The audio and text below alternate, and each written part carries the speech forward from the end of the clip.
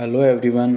आप सबका स्वागत है आपके अपने YouTube channel Umesh study hub में। आज हम इस सेशन में भारतीय संविधान के महत्वपूर्ण अनुच्छेद के बारे में पढ़ेंगे। जो इंडियन कॉन्स्टिट्यूशन है उसके इम्पोर्टेंट आर्टिकल्स के बारे में पढ़ेंगे। आर्टिकल्स तो हमारे पास अभी एट प्रेजेंट 445 है, लेकिन जो बहुत इम्पोर्टेंट है और बार बार एग्ज़ाम के अंदर पूछे जाते हैं उन आर्टिकल्स के बारे में हम डिस्कस करेंगे। हमारा फर्स्ट आर्टिकल है अनुच्छेद 1। जो अनुच्छेद 1 है वो हमें किसका बताता है? वो बताता है संघ का नाम और राज्य क्षेत्र। मतलब इसमें क्या होते हैं? यूनियन एंड स्टेट्स आते हैं। नेक्स्ट है अनुच्छेद 3। तो 3 अनुच्छेद में क्या आता है? नए राज्यों का निर्माण और वर्तमान राज्यों के क्षेत्र सीमाओं या नामों के अंदर परिवर्तन करना। तो जितने भी, अगर मान के चलो कि कोई भी केंद्र सरकार को नया राज्य बनाना है, उनकी सीमा को बढ़ाना है, घटाना है, नाम चेंज करना है, वो सारी इसके अंदर आ जाते हैं। नेक्स्ट है अनुच्छेद 13। तो अनुच्छेद 13 क्या है? मूल अधिकारों से असंगत या उनका अल्पीकरण कराने वाली विधियां। मतलब कुछ ऐसी चीज़ जो मूल अधिकारों को छीन रही है या खराब कर रही है या क्या है, कोई बाधा डाल रही है, तो उसके लिए आता है हमारे पास अनुच्छेद 13। अनुच्छेद 14 है वो है विधि के समक्ष समान, ठीक है, या समता। मतलब क्या है? कानून के आगे क्या है? समान है, इक्वालिटी बिफोर लॉ। नेक्स्ट है हमारा अनुच्छेद 15। तो अनुच्छेद 15 में क्या है? धर्म, मूल वंश, जाति, लिंग या जन्म स्थान के आधार पर भेदभाव का प्रतिषेध। मतलब क्या है? लिंग के नाम पर, जेंडर हो गया, कास्ट के नाम पर, ठीक है, बर्थ के नाम पर किसी भी प्रकार से कोई भेदभाव नहीं होता। नेक्स्ट है अनुच्छेद 16। इसमें क्या आता है? लोक नियोजन के विषय की अवसर की समानता। मतलब जितने भी गवर्नमेंट चीज़ है, चाहे प्राइवेट है, राज्य सरकार, तो उसमें क्या है? सभी को समान अवसर मिलेगा। अनुच्छेद 17 क्या कहता है? अस्पृश्यता का अंत, ठीक है, ये इसमें याद रखना है, एबोलिशन ऑफ अनटचेबिलिटी। नेक्स्ट है अनुच्छेद 19। तो ये क्या है? वाक व अभिव्यक्ति की स्वतंत्रता। मतलब क्या है? हमें बोलने की और जो प्रेस की फ्रीडम आती है, जो प्रेस मीडिया आता है, वो इसी आर्टिकल के अंतर्गत आता है। नेक्स्ट है अनुच्छेद 21। प्राण व दैहिक स्वतंत्रता का अधिकार। तो ये क्या है? हमारे पास मतलब क्या है? प्राण और दैहिक स्वतंत्रता का अधिकार है, इंडिपेंडेंसी का अधिकार है। और ये एक ऐसा अधिकार है जो अगर इमरजेंसी भी लग जाएगी, नेशनल आपातकाल भी लग जाएगा, उस टाइम भी आर्टिकल 20 और 21 अबोलिश नहीं हो सकते, मतलब सस्पेंड नहीं हो सकते। नेक्स्ट है अनुच्छेद 21A। तो 21A क्या कहता है? शिक्षा का अधिकार। नेक्स्ट है अनुच्छेद 25। तो 25 क्या कहता है? अंतःकरण की ओर धर्म को अबाध रूप से मानने, आचरण और प्रचार करने की स्वतंत्रता है। तो अनुच्छेद 25 क्या प्रदान करता है? कोई भी धर्म को अपनाने, मानने या उसके प्रचार प्रसार करने की स्वतंत्रता है देश में। नेक्स्ट है अनुच्छेद 30। तो 30 क्या कहता है? शिक्षण संस्थानों की स्थापना और प्रशासन करने का अल्पसंख्यक वर्गों का अधिकार। मतलब क्या है? जितने भी इंस्टीट्यूट है एजुकेशनल, उनका क्या है? कहीं भी स्थापना की जा सकती है और प्रशासन करने का अल्पसंख्यक वर्गों का भी अधिकार इसमें दिया गया है। नेक्स्ट है अनुच्छेद 32। और ये आर्टिकल बहुत इम्पोर्टेंट है क्योंकि ये क्या है? राइट टू कॉन्स्टिट्यूशनल रेमेडीज़, ठीक है, मौलिक अधिकारों को प्रवर्तित करवाने के लिए रिट सहित उपचार। तो इसको क्या है? डॉक्टर भीमराव अंबेडकर ने अनुच्छेद 32 को क्या है? Heart and soul of Indian constitution भी बोला है, ये भी आपको याद रखना है। अनुच्छेद 40 क्या कहता है? ग्राम पंचायतों के संगठन हेतु निर्देश। तो नेक्स्ट है अनुच्छेद 44। नागरिकों के लिए एक समान नागरिक संहिता के लिए निर्देश। तो अनुच्छेद 40 आर्टिकल 44 क्या कहता है? Uniform civil code. नेक्स्ट है अनुच्छेद 45। तो 45 किसकी बात करता है? 6 वर्ष से कम आयु वाले बालकों के लिए, बच्चों के लिए निःशुल्क और अनिवार्य शिक्षा के निर्देश। नेक्स्ट है अनुच्छेद 50। तो 50 क्या कहता है? कार्यपालिका से न्यायपालिका के पृथक्करण के लिए निर्देश। तो इसमें क्या है? जो एग्जीक्यूटिव है वो जुडिशियल से सेपरेट करता है। और ये अनुच्छेद 50 बहुत बार पूछा गया क्वेश्चन है। नेक्स्ट है अनुच्छेद 51। तो 51 क्या कहता है? अंतर्राष्ट्रीय शांति और सुरक्षा की अभिव्यक्ति के लिए निर्देश। नेक्स्ट है अनुच्छेद 51A। 51A किसकी बात करता है? मौलिक कर्तव्य की, फंडामेंटल ड्यूटी की। और फंडामेंटल ड्यूटी हमने कौन सी कंट्री से ली है? ये आपको ध्यान रखना है, रसिया से, यूएसएसआर से। नेक्स्ट है अनुच्छेद 61। तो 61 क्या कहता है? राष्ट्रपति पर महाभियोग चलाने की प्रक्रिया। नेक्स्ट है अनुच्छेद, ठीक है, 72। तो 72 क्या है? दंडादेशों के समा, निलंबन, परिहार या लघुकरण की राष्ट्रपति की शक्ति। सिंपल बात करें तो आर्टिकल 72 क्या कहता है? राष्ट्रपति को पार्डन की शक्ति देता है, ठीक है, क्षमादान की शक्ति। नेक्स्ट है अनुच्छेद 74। राष्ट्रपति की सहायता और सलाह देने के लिए मंत्रिपरिषद। तो अनुच्छेद 74 क्या कहता है? राष्ट्रपति को सहायता या सलाह देने के लिए मंत्रिपरिषद का गठन होगा। नेक्स्ट है अनुच्छेद 75। तो 75 में क्या है? राष्ट्रपति प्रधानमंत्री को नियुक्त करेगा तथा प्रधानमंत्री की सलाह पर शेष मंत्रियों को नियुक्त करेगा। तो देखो, राष्ट्रपति क्या करता है? प्रधानमंत्री को नियुक्त करेगा और बाकी जितने भी मंत्री हैं उनको नियुक्त करेगा, लेकिन मंत्रियों को नियुक्त करने के लिए वो प्रधानमंत्री की सलाह लेगा। नेक्स्ट है हमारे पास, और एक बात इसमें यह भी याद रखनी है कि जो मंत्रिपरिषद है वो लोकसभा के प्रति सामूहिक रूप से उत्तरदायी होगा। अगर बात करते हैं पूरे मंत्रिपरिषद की, तो पूरा मंत्रिपरिषद किसके लिए, किसको जवाबदेही होगा?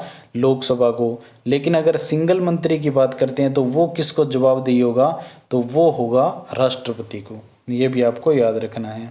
उसके बाद है, ठीक है, ये हो गया हमारा। नेक्स्ट है अनुच्छेद 155। तो 155 क्या कहता है? राज्यपाल की नियुक्ति। फिर है अनुच्छेद 161। तो 161 क्या कहता है? दंडादेशों में संभा, निलंबन, प्रत्याहार व लघुकरण की राज्यपाल की शक्ति। जैसे अनुच्छेद 72 राष्ट्रपति को क्षमादान की शक्ति देता है, वैसे ही अनुच्छेद 161 राज्यपाल को क्षमादान की शक्ति प्रदान करता है। नेक्स्ट है अनुच्छेद 163। तो राज्यपाल की सहायता और सलाह देने के लिए मंत्रिपरिषद। नेक्स्ट है अनुच्छेद 169 राज्य में विधान परिषदों का उत्साधन या सृजन। नेक्स्ट है अनुच्छेद 200 विधेयकों पर अनुमति देने की राज्यपाल की शक्ति, कि ये विधेयक पास होगा नहीं होगा वो राज्यपाल की शक्ति है। नेक्स्ट है अनुच्छेद 213। तो इसमें क्या है? विधानमंडल के सत्र में न होने पर राज्यपाल के अध्यादेश जारी करने की शक्ति। ठीक है, तो मान के चलो विधानसभा का, विधानमंडल का सत्र नहीं चल रहा तो राज्यपाल क्या है? अध्यादेश जारी कर सकता है। नेक्स्ट है अनुच्छेद 226। तो इसमें क्या है? उच्च न्यायालय की रिट निकालने की शक्ति है। नेक्स्ट है अनुच्छेद 239 ए। तो ये क्या है? दिल्ली के संबंध में विशेष उपबंध के बारे में आता है, दिल्ली यूनियन टेरिटरी के बारे में। नेक्स्ट है अनुच्छेद 249। ये बात करता है राज्य सूची के विषय के संबंध में राष्ट्रहित में कानून बनाने की संसद की शक्ति। तो ये पार्लियामेंट की पावर के बारे में बात करता है। नेक्स्ट है अनुच्छेद 262। ये क्या कहता है? अंतर्राष्ट्रीय नदियों या नदी घाटियों के जल संबंधी विवादों का न्याय निर्णय। तो अनुच्छेद 262 क्या है? जो राज्य के बीच में जो नदी का पानी है उसको लेकर जो भी डिस्प्यूट है उसके लिए ये बात करता है। जैसे बात करते हैं SYL की, तो SYL क्या है? ये हरियाणा और पंजाब के बीच में डिस्प्यूट है, तो वो क्या है? इस आर्टिकल के अंडर आता है। नेक्स्ट है अनुच्छेद 263। तो अंतर्राज्यीय परिषद के संबंध में उपबंध, भी अंतर्राज्यीय के संबंधों के बारे में बात करता है। नेक्स्ट है अनुच्छेद 280। ये एग्जाम में पूछा जाता है तो इसको अच्छे से नोट करें। 280 बात करता है वित्त आयोग की, ठीक है, ये आपको याद रखना है। नेक्स्ट है अनुच्छेद 300A। तो 300A किसकी बात करता है? वो बात करता है संपत्ति का अधिकार।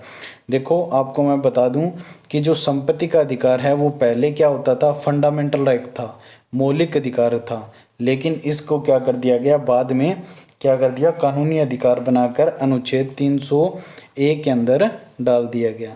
नेक्स्ट है अनुच्छेद 311। तो ये बात करता है संघ या राज्य के अधीन सिविल हैसियत में नियोजित व्यक्तियों का पदच्युत किया जाना, पद से हटाया जाना या क्या है? उनको स्थानांतरित करना। ये सारे के सारे इसमें काम आते हैं। नेक्स्ट है अनुच्छेद 312। तो 312 में क्या आता है? अखिल भारतीय सेवाएं, ठीक है, ये इसमें आपको याद रखना है। नेक्स्ट है 315।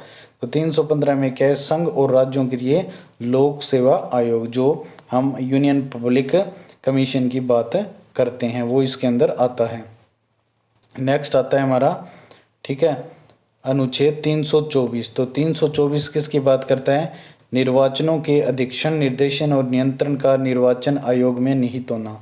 सिंपल सी बात है, आर्टिकल 324 बात करता है इलेक्शन कमीशन ऑफ इंडिया की।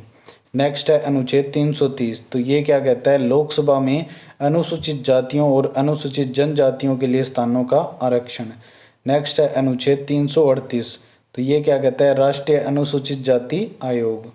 नेक्स्ट है अनुच्छेद 338 ए।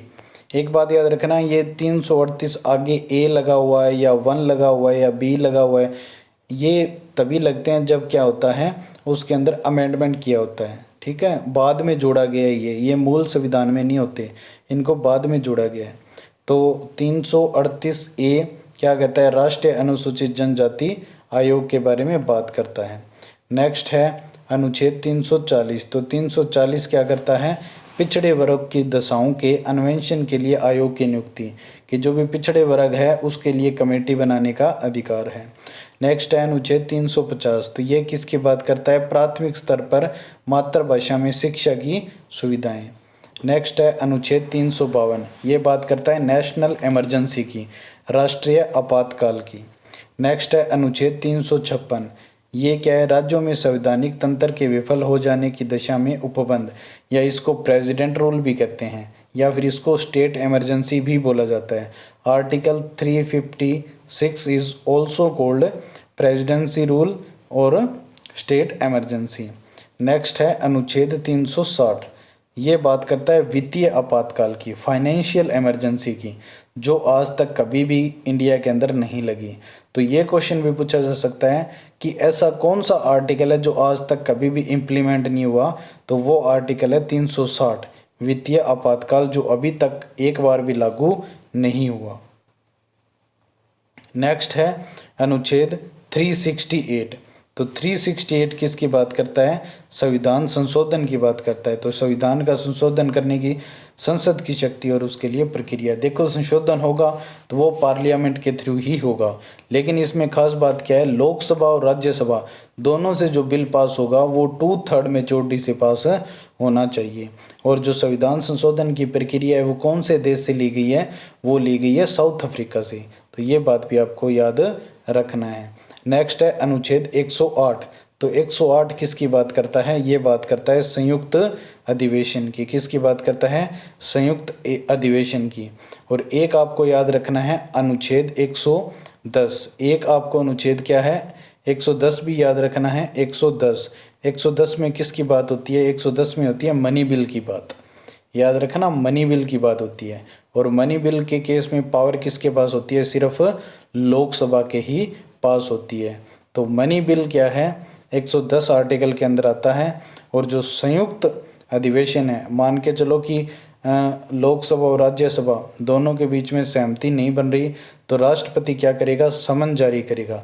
लेकिन जो संयुक्त अधिवेशन होगा उसकी अध्यक्षता कौन करेगा, वो करेगा लोकसभा का स्पीकर। और एट प्रेजेंट लोकसभा का स्पीकर कौन है, ओम बिरला, ठीक है, जो कोटा राजस्थान से सांसद है। तो ये गाइस क्या थे हमारे आज के सेशन में इम्पोर्टेंट अनुच्छेद थे, आर्टिकल्स थे।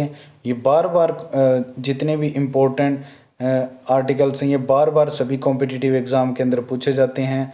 तो क्या है, इनको बार बार रिवाइज़ करें ताकि आपको अच्छे से अच्छे याद हो जाएं और आपको कम से कम 2-3 नंबर का बहुत अच्छे से हर एग्ज़ाम के अंदर बेनिफिट मिल सके।